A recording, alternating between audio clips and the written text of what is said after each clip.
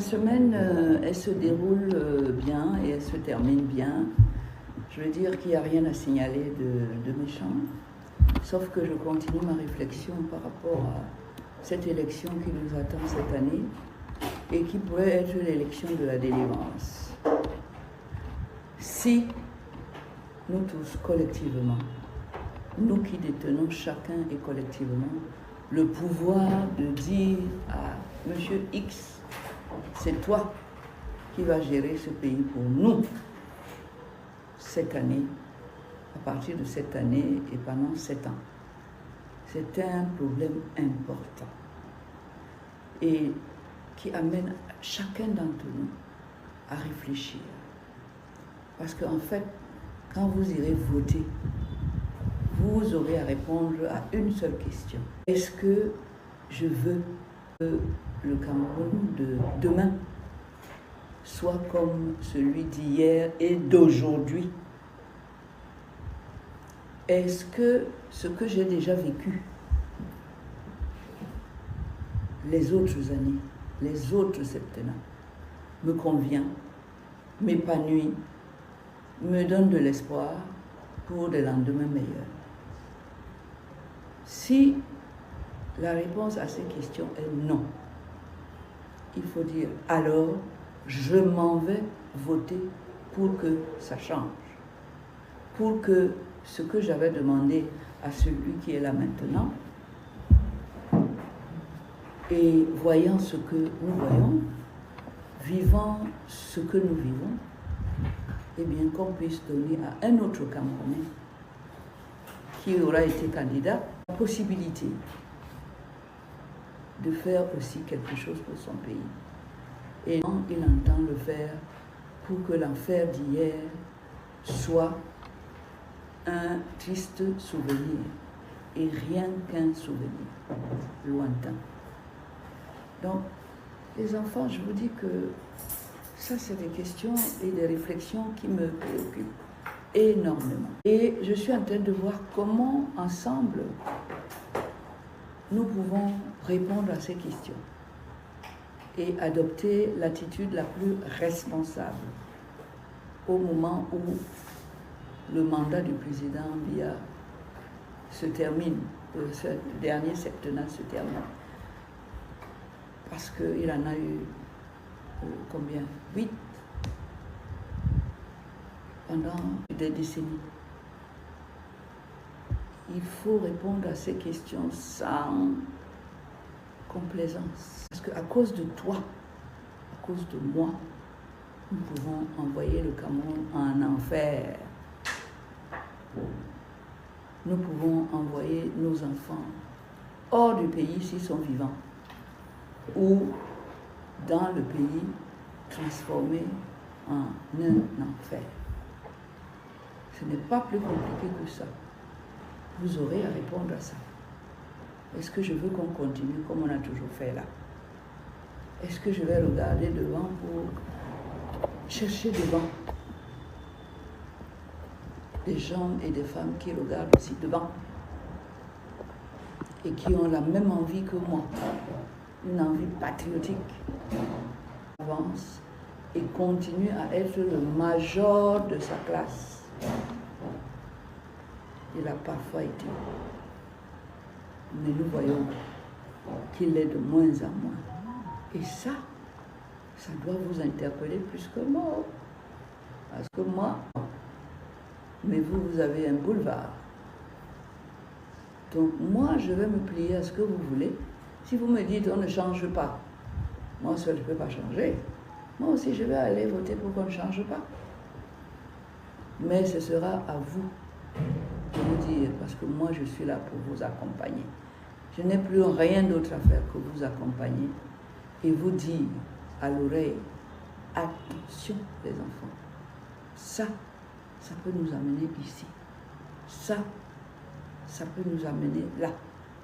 C'est bon pour nous, ce n'est pas bon pour nous. Le reste, les jeunes sont nombreux, plus nombreux que les vieillards. Beaucoup d'entre nous, les vieillards, on est déjà là-bas, au repos éternel. Mais vous êtes nombreux à avancer devant votre destin. je ferai comme vous me direz de faire. Et vous allez répondre à mes questions. Parce que je vais vous demander pourquoi vous pensez que je dois voter dans le sens que vous exprimez. Parce que chaque jour nous ramène vers cette échéance-là. Et je vois qu'il y a encore beaucoup de choses à faire. Il y a encore beaucoup de rencontres à organiser sur ce même thème, peut-être présenté autrement. Parce que c'est un thème qui a plusieurs facettes.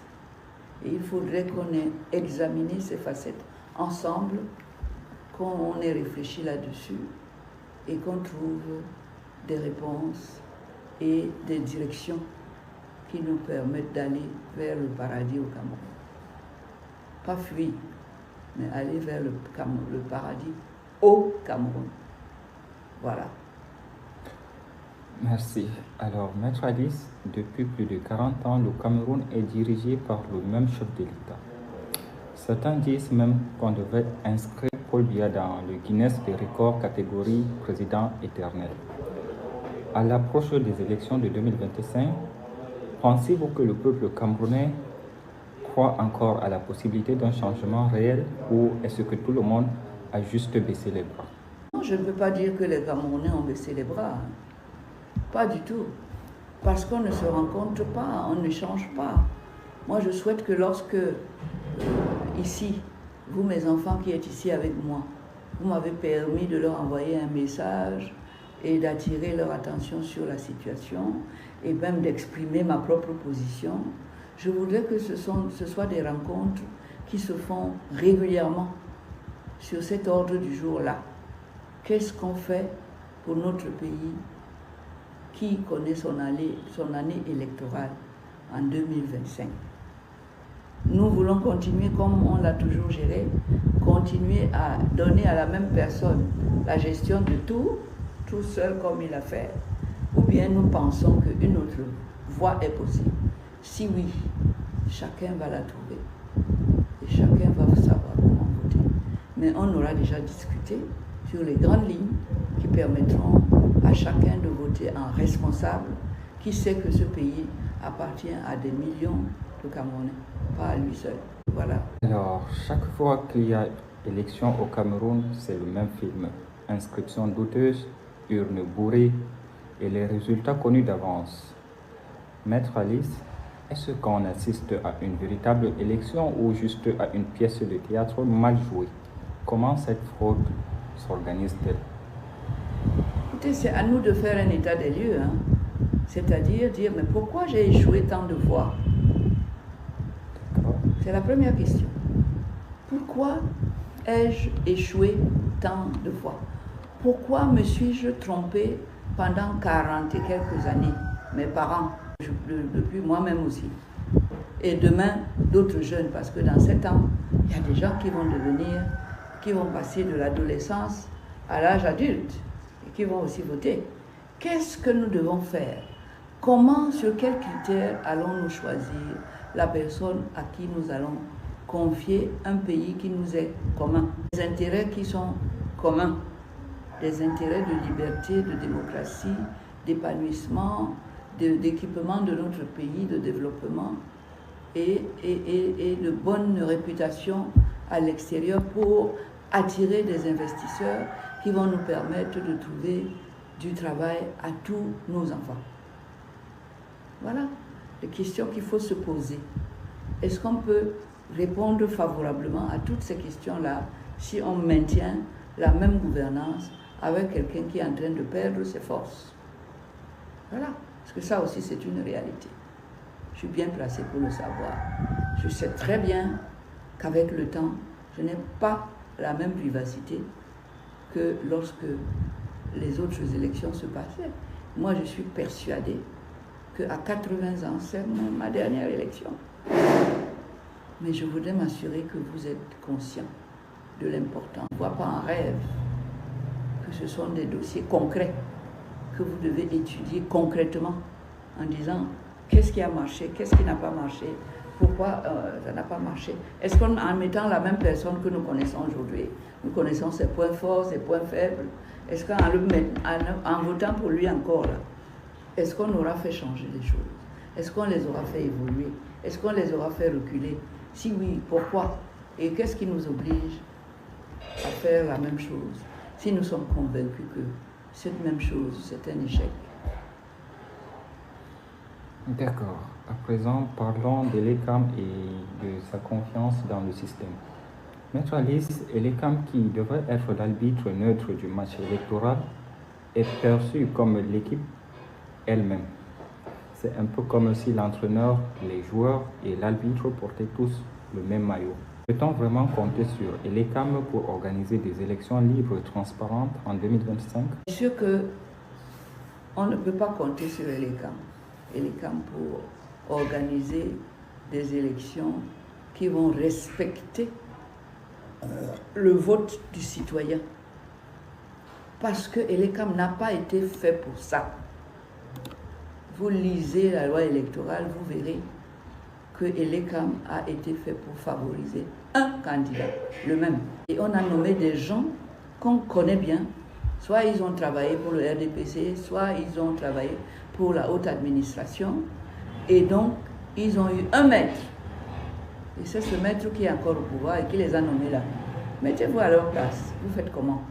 Vous obéissez, continuez comme vous avez toujours fait. Et c'est ce qui vous a permis d'être à l'ECAM. Vous n'avez donc pas de raison de changer. Mais sauf que nous, l'ensemble des autres citoyens, nous avons intérêt à ce que ça change. Alors c'est à nous de faire le nécessaire pour qu'il y ait plus de bulletins qui vont dans le sens du changement que les autres qui vont dans le sens de... Mais cela passe par la disparition que nous pouvons créer du système de fraude massive qui accompagne les élections. Dans les textes, les fraudes sont là. Dans les personnes qui sont chargées de faire tourner la machine, et elles sont là. Dans les institutions qui sont en charge de garantir une élection